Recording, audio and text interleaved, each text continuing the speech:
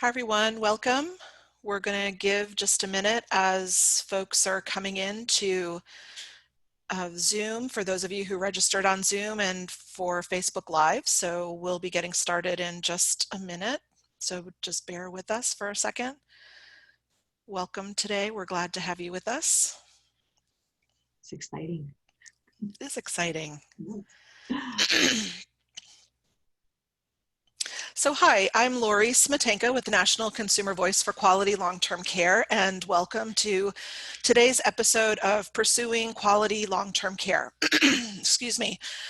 So many families have found themselves making difficult decisions during this COVID-19 pandemic. Some of the decisions have involved substantially changing their own living arrangements, such as adult children moving back home with their aging parents, or I think even vice versa, older adults moving in with their adult children. And in other situations, families have struggled with whether to bring their loved one home from a nursing home. As we know, nursing homes have been particularly vulnerable to the spread of COVID-19, and we've heard numerous concerns from families about their loved ones in the facilities and their safety there. So today we're going to talk about these issues. The Consumer Voice is a partner with the National Center on Elder Abuse, and we regularly work jointly to raise awareness about elder abuse prevention and on promoting quality for individuals receiving long-term care and services. And together we recently released 2 new fact sheets that address the issues that we're going to be talking about today. Keeping family together during COVID-19, a checklist, and should I take my loved one home during the COVID-19 crisis? So our special guest today is Julie Shane. She's the Deputy Director of the National Center on Elder Abuse at the Keck School of Medicine of the University of Southern California.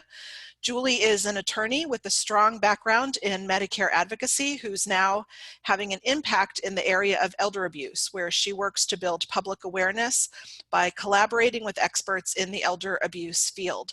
Julie is an active board member for the National Organization of Victim Assistance and the Reframing Aging National Initiative.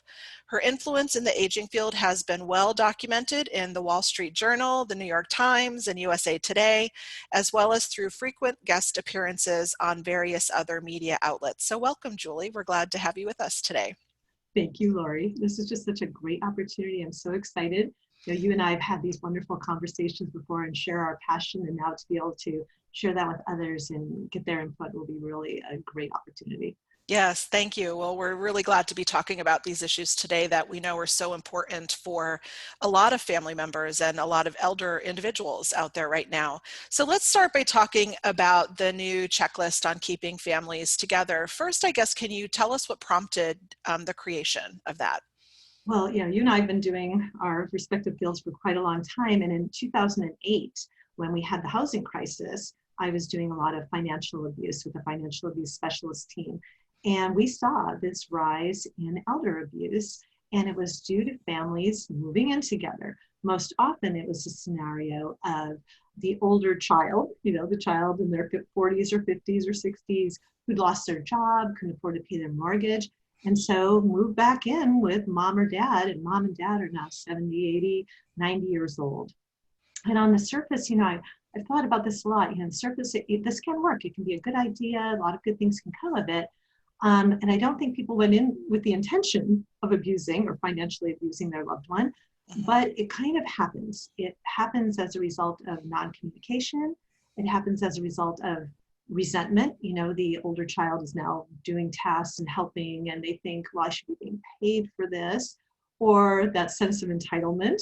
I'll inherit this anyway. That was my favorite. Well, I was going to inherit someday anyway. Like, this doesn't even belong to you yet, but already going into it.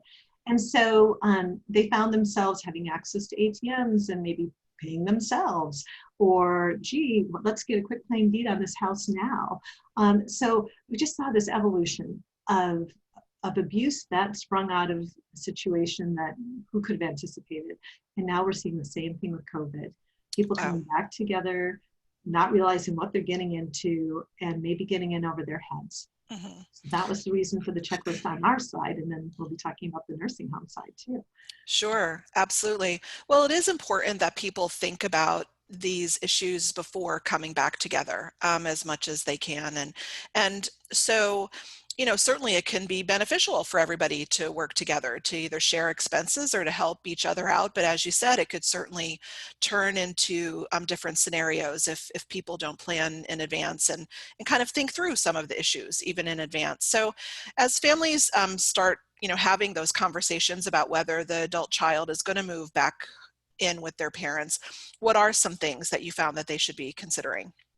Well, I think it's that whole unspoken expectations. We come together, and at COVID, the beginning of COVID, you would think, well, how many, it's going to last a week, 2 weeks, and here we are 6 months later. So really getting those unspoken expectations out from the get-go Mm-hmm. is so helpful. I think on the fact sheet somewhere we say having that awkward conversation in the beginning can really help to, stem a lot of misunderstandings later on. So, sitting down, if we're going to do this, what should we consider? From simple things like how are we going to pay for food? Is everybody going to have their own? To the larger considerations of space and errands and maybe access to bank accounts and things like Mm-hmm. that. Mm-hmm. Yeah, I think that those things are really important to address. Because in our culture, we're not often used to having multi-generational households anymore, particularly adults living of multi-generations in houses. So thinking through some of those issues as you bring different, not only skills, but different resources to the family, thinking how they would be divided up, of course. And, thinking about, needing to take care of their own health as they're coming back together. Are there things related to physical or emotional health that they need to be thinking about as they're, coming into the same household again? Yeah, I think absolutely with emotional health, we need to, this is an anxiety producing situation anyway, and then people are tense and we're trying not to upset the apple cart, but, setting up some times when you can have airing of the grievances, or you can have that time, family that I know does they call it a fun day Sunday where they all get together and they make dinner together and, have their different turns, but then they also can bring up their topics that they want to discuss, hey, the other day when you left the dishes in the sink floor, and I know those are small things, but they're the small things that build and can cause not only it can lead to abusive situations, whether emotional or somebody losing their temper and physical abuse. So we want to have those safe conversations. Maybe it's just setting up some guidelines. Physical space. We all like our physical space. We like to have a place we can call our own, a place where you can shut the door. And if your door is shut, that means I just need to breathe right now, or I just need this time alone. And I think that's important. In some places, people might be sleeping on a couch and not have that luxury of a door. So, having the time, like when I'm sitting on my bed and I have my book open, I just want to read, even if I'm not even reading the book, or I need this time. So letting people know a little bit about your downtime and your methods. And with the older adult, what they're used to, if they've been living alone and now there's this confluence of a family coming in, how's that changing their schedule and what they're used to doing, and being considerate and respectful of that. I think is just that opening dialogue to have. Mm-hmm. Yeah. Absolutely. Well, kind of what you're also talking about are the setting of boundaries, as well, in terms of, having some space for yourself and, in terms of the communication and how you set those boundaries, in terms of, what makes sense for you and for the other person and how you establish them. So do you have some thoughts about other means of communication that, how you keep those lines of communication in terms of setting boundaries, or how people have been doing that? What we've been hearing from people is that, they've gotten to a boiling point when they call us at the National Center and they're having difficulty coping. And we just say, it's not too late. You can, take a breath and kind of phrase it into what you're experiencing at the moment. Say, I'm anxious about this situation. It makes me feel very uncertain. And so when I feel uncertain, sometimes I say things that maybe I normally wouldn't say. But, can we take a breath? Can we all, just have a moment, maybe take a walk outside, wear your mask, but going out and and breathing and trying to find a little normalcy, I think is very helpful. I think those were some of the things, we can talk more about getting on some of those slippery slopes of the communications about, finances and things like that. But just in general, I think it's raising about, not being accusatory. When you do this and when, blah, blah, blah. It's like, I am, these are things that I'm going through right now. And I'm just trying to let you know about them so that if I am a little off, or if I am short tempered, or if I am, it's a lot of this underlying anxiety that's happening. It sounds like, keeping the lines of communication open is really key across all aspects of this, whether it be establishing what each person's role or responsibilities are in the household, or the setting of boundaries, or even thinking about how you'll work through the issues that arise. Having that open line of communication really seems to be key in making sure that you find a way to do that. Yes, absolutely. That's essential. And that will lead a little bit to the checklist that we'll talk about also about, how do you even get started with that conversation? So, so we can, go to that line, or, and just talk a little bit about, because I think that's what people always say to me, well, how do I even start that conversation? Yeah, how do they start? Yeah, well, I don't know. In my family, no matter how old I was when I was talking to my dad, he always thought I was like 12.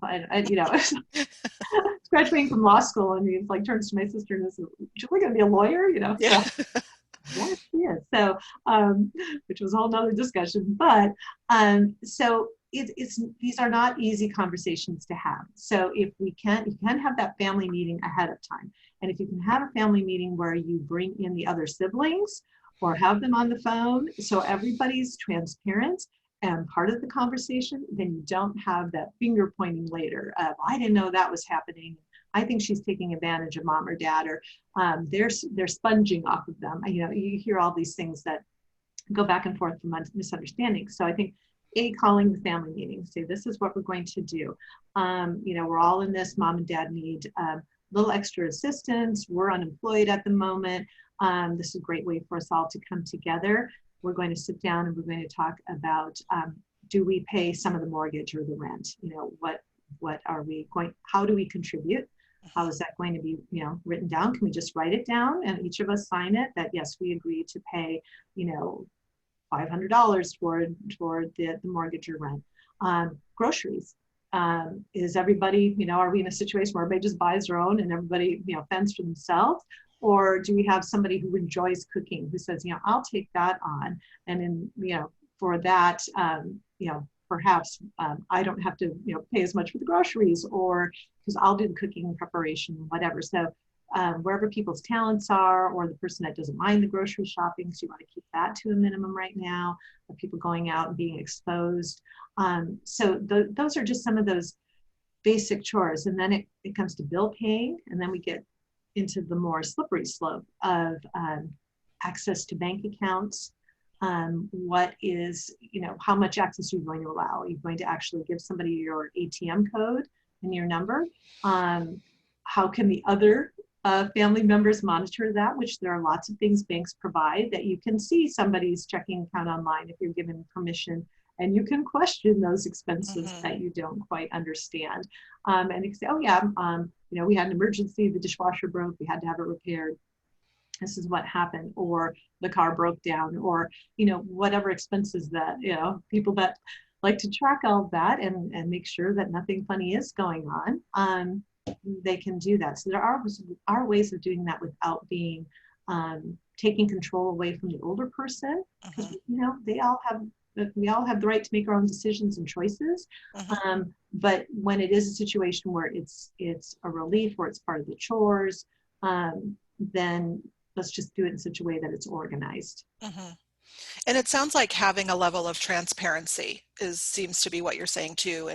And not only between, the adult child and the parents or the older adult that they're living with, but also with, siblings that may be involved. There might be some, maybe not full transparency, but there might be some levels of it that may need to be occurring at that point.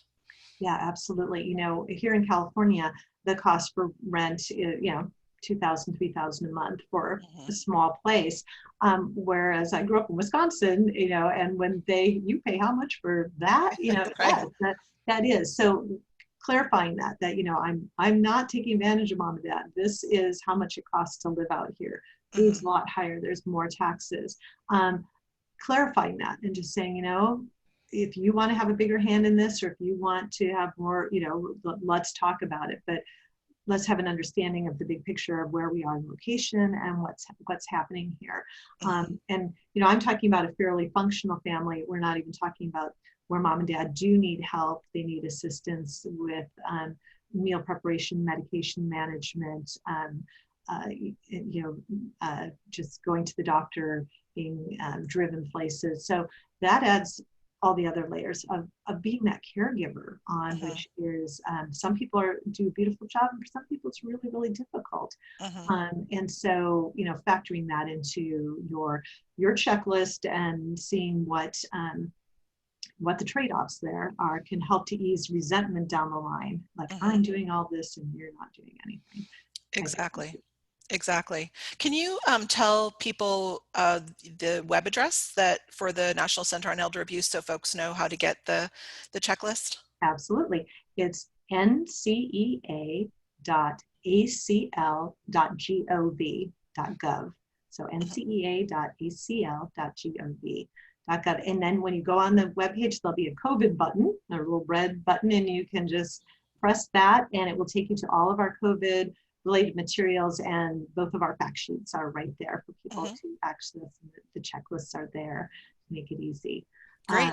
Yes. But speaking about easy, these are probably some of the easier conversations, but some of the things you're dealing with, Lori, with people actually wanting to move their loved ones home and coming Mm-hmm. from a really good place and good intentions of moving someone home. To me, I thought that your checklist was really fascinating. And you want to, explain a little bit about your thinking about when you created that? Sure, absolutely. As COVID started to become more prevalent across the country and really started getting into nursing homes, and we saw how quickly it started to spread through nursing homes. The population there, the residents are very vulnerable to COVID. They're very high risk. And we started seeing some really negative effects of obviously the virus going through. So families started questioning whether that was the best place for their loved ones. And then, we saw the lockdowns happen in nursing homes as well, where families were not allowed in. And so families have been really struggling with whether it was best to bring their loved one home or to have them remain in the long-term care facility. And so we think that, that's a personal decision, but that there really need to be a lot of considerations that people need to think about if they're going to bring their loved one home. And it certainly could be the best decision for everyone involved, but there are some things that they need to think about. And so that's why we pulled together this fact sheet. Yeah, and I thought it was so helpful because, like you at the National Center on Elder Abuse, we get people calling us or emailing us for assistance. And I sent you an email that just really went to my heart, of a woman who couldn't see her mother and said that when people came to the window to see her, it agitated her so because she didn't really Right. understand what was happening. So where do you think this works? I mean, in what situation would it be advisable for somebody to bring their loved one home, do you think?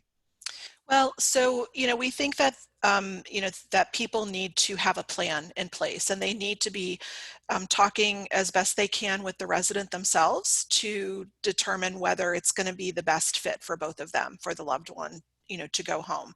And so we think that, the situation can work for families as long as they think through what the issues are that could arise should the loved one come home. So, for example, a few things that we thought about that people need to consider is, number one, whether the resident wants to leave the facility at all. It's become home for many of them, and they, sometimes they don't want to leave, and then sometimes, they are open to that. So if you can have the conversation with the resident themselves that they absolutely should do that. But you really do need to have a plan in place if you're going to think about bringing your loved one home. And some of the things you need to think about is whether your house is equipped for the person to move around or to have mobility in the house. So do they need special equipment, for example, like a special bed or a shower chair, or can they manage the stairs if they're, or, do you need to help them go up and down if bedrooms are upstairs? Is there a place for them to sleep on a first level if stairs aren't manageable? So you need to be thinking about, like, maneuvering within the house. Also, we encourage people to think about who's actually going to be providing the care that's needed by the loved one. So, when you're in a nursing home, you generally need help with different activities of daily living, including it could be help eating, it could be help bathing or toileting. Sometimes people need help getting in and out of bed and in and out of chairs. And who's going to be providing that assistance? Are you going to do that yourself, or is someone in the house going to do that? Or are you going to need to bring in someone from the outside as a caregiver? And then how would you pay for that if you need to bring someone in from the outside? And then what happens if they need more care than you're able to provide? Do you need to bring in additional help, or could they return to the long-term care facility if that's necessary? And also to be thinking about exposure to COVID, even from people living in the household. One of the big reasons, obviously, they want to bring their loved one home is to protect them from the spread of COVID. But we know that in your house, people can become infected too, as we all are starting to go back out into communities, and particularly as communities are opening up. So you need to think about how to protect yourselves and each other. So those are a few of the things that we have been recommending. Those are all great. So if I'm going to the facility and I'm going to take my loved one out, what questions should I ask the facility? What information should I get from them before I consider doing this? Yeah, I think it's important to have the conversation with the facility that you're thinking about taking your loved one home, or that's the plan that you want to do that. And certainly, people ask, well, can I take my loved one home? And the answer is, well, sure. I mean, the resident is not a prisoner in the facility. They have the right to leave. And so, but, certainly you want to make sure that you're well equipped to care for them at home. But do talk to the facility about the ability of the resident to return at some point in the future, if that's something that you'll be desiring. As you mentioned, some people initially, I think, thought either they might move back in with their parents for just a couple weeks, or they might bring their loved one home from a nursing home for, just a couple weeks. But this COVID crisis has been going on for months now. We're going on 6 months that we've all been having to adjust our way of life. And so this could be a longer term process, and you need to think about what that means both for you at home as well as for the ability of a person to return to a long-term care facility. Some of the things we think they also need to be talking about is what to do with the person's belongings. Should you completely empty out their room? And most of the time you might need to do that because they're not going to just hold a bed without any sort of payment. So an option, would be, if you wanted to reserve the bed, is there an option to do that? And that might include needing to pay for it, which could get very expensive. And now if the person's care is covered by Medicaid, many states have what they call a bed hold policy, where Medicaid will pay for a certain number of days. It's usually not very long, though. It's usually only either a few days or a few weeks. It depends on the state. But Medicaid will pay to hold a bed for a certain period of time. So you need to know if that exists in your state and what that option is for you as well. And the facility should be able to tell you a little bit more about that. But then what happens if you're going to be gone longer than a bed hold policy, for example? Would you have to pay privately, or would you again have to move the belongings home? So talking about, payment that might be required if you want to reserve the bed, what to do with belongings are certainly important. And then, if the individual wants to return to the facility, what would be the process for that? Would they need to go through another application process, or could they just decide that they want to return? And does that involve also dealing with Medicare or Medicaid payments, depending on what's available? People really need to be thinking about what those options are as well. Yeah, I think that the whole Medicare, Medicaid issue is people have such misconceptions about what's covered and what's not. And they think, oh, it'll be covered. But when you move the person home, there are going to be other costs that, if they need a hospital bed, and will Medicare cover for one, so all those considerations. And then, what other costs do you think that people might incur that they're not really thinking about? Sure. Well, you're right. There might be costs for special equipment if you need it at home. And but it is possible that Medicare or Medicaid may cover that. Certainly, talk to your plan advisors on whether that is possible. If you need to bring in caregiving help, thinking through what the costs of that might be. If you're going to be providing the caregiving for the most part, you're going to need some breaks at some point too. So who can help you with that? Could other family members or friends step in, or might you want to hire a caregiver to provide some respite care for yourself, because you also are going to want a little bit of a break to help take care of yourself while you're home too. And just to think about the effects on household expenses. Also, if you're bringing additional food, additional electricity or water, things like that, while those costs may be negligible, they are something that people just need to take into account as they're thinking about other people coming to live into the household. Yeah, I think our caregivers are definitely our heroes out there, and Mm-hmm. people don't really think about the emotional portion of being, the child now turned into the caregiver role. So, what are some of the emotional, little sand traps that somebody can fall into in a caregiving situation? Mm-hmm. Well, caregiving is a full-time job. It can be very challenging.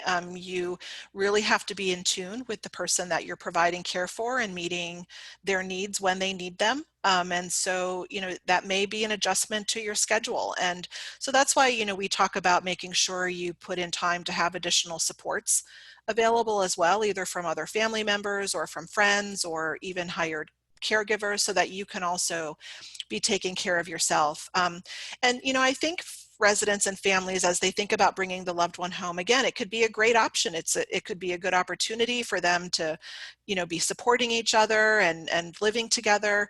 Again, I would suggest that people think about what led them to make their decision to for the individual to go into the nursing home to begin with. Were there particular challenges that you were faced with at that time? For example, job schedules or finances in terms of the bringing, getting the care that the person needed in terms of affording that, or were there other issues that needed to be addressed? And so think about how you might address those before you bring the loved one home, in case that there are those challenges that still may exist. I think that there's not a right answer for every family, but it could work for every family, but you should have a plan in place before you just go, charging in on your white horse to say you want to take your loved one home. Think about what your plan is going to be and put that into place, because oftentimes you are really dealing with someone who needs some significant care, particularly if they have high care needs, if they are in the later stages of dementia. That has proven to be difficult for some family members in terms of providing caregiving. And so look at what supports you need, and look at the resources that might be available to you in your community. But it could work as a good option for everyone. Yeah, and I think those resources, you and I know that they're out there, and there's some amazing things. And working with people like Adult Protective Services and the Long-Term Care Ombudsman, there is help out there, and I think that's we want people to know. And also under this time of COVID, you and I had a discussion about there are some, spending this intergenerational time with a loved one can be really special, Mhm. and learning more about them, having a time to have a conversation, or just sitting with them quietly. There's a lot to be gained here too. So as difficult as it can be, and we want to make it easier for you with these tools that we've created and checklists to kind of, again, be that conversation starter. Mhm. Say, look what I found on this website. I think Right. we should, let's just walk through this and see where we stand. I think it can be that, no, it's never simple, but I think it can, it can take on that lighter tone of, it's a good, smart thing for us to do, to have these conversations, and to want to enjoy this time with your loved one as much as you can. Families it's hard, but if Mhm. it's in a caregiving situation, we want people to, have the tools they need. Absolutely, absolutely. And I think, whether you're bringing your loved one home from the nursing home, or the adult child is moving back home with their parents, I think that some of the same things apply with respect to being open with communication, having transparency, making sure that you're each sharing your needs, taking care of yourselves, and again, having a plan for how things are going to work when all of you are living in the house together. And I think the tools that we've released address a lot of those issues. So for folks that are listening today, both tools are available not only on the Consumer Voices website, and that's at www.theconsumervoice.org, but they're also available on the National Center on Elder Abuse website. And Julie, if you give that link one more time as well. Yes, so it's www.ncea.acl.gov, G-O-V. Mm-hmm. Great. Thank you. And thanks, Julie, for taking the time today to talk about this new tool, and always a pleasure to talk with you. Yes, I loved it. I hope people really do go and use these tools or and give us feedback. They, hey, this really helped us to have the conversation, or this didn't do a thing. We want or here's a Right. suggestion. We are always open to suggestions. Lori and I are always tweaking things and working on things to make them practical for you, because I think we get a lot of overwhelming information right now, and we wanted some bite-sized pieces of hopefully helpful, practical information for you. So I always love working with Lori and Consumer Voice and the Ombudsman, and together, we're here for you. Absolutely.